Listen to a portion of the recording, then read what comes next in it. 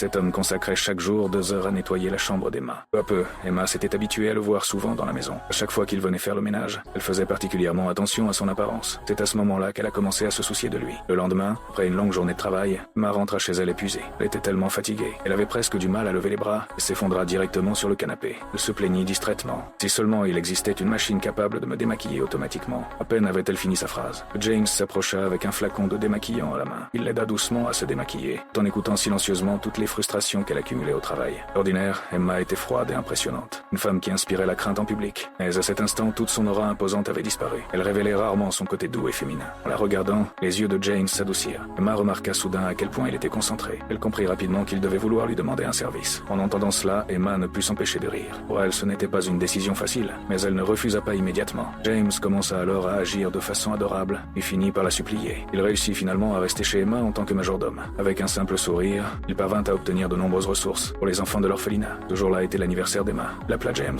et espérait dîner avec lui. Mais James travaillait à temps partiel dans un café. Il ne pouvait donc pas partir et dut refuser son invitation. Peu après, une femme entra dans le café et annonça que l'établissement était fermé pour la journée car il venait d'être entièrement racheté. Il s'avéra qu'Emma avait acheté tout le café, simplement pour pouvoir dîner avec James. Au cours de leur conversation, James se sentit à la fois impuissant et amusé. C'est alors qu'il réalisa enfin que c'était l'anniversaire d'Emma. Il appela immédiatement un serveur et insista pour payer lui-même le repas, afin de célébrer cette soirée spéciale avec elle. Il acheta même un gâteau, se rendit jusqu'au bureau d'Emma. Pour une femme aussi forte et autoritaire qu'Emma, ce geste la toucha profondément. Ses yeux se remplirent de larmes. Finalement, elle trouva le courage de se confesser à James. Elle lui avoua qu'elle l'aimait et qu'elle envisageait une relation dans le but de se marier. James se figea presque instinctivement. Il répondit qu'il souhaitait devenir prêtre et qu'il n'avait aucun intérêt pour les sentiments amoureux. Mais Emma s'y attendait déjà. Après tout, elle avait 12 ans de plus que lui. Elle ne dit rien. Après avoir soufflé les bougies, elle se retourna et s'éloigna. James regarda sa silhouette disparaître au loin et ressentit soudain une vive douleur dans la poitrine. Il eut même cette étrange impression que celui qui venait d'être rejeté, c'était lui.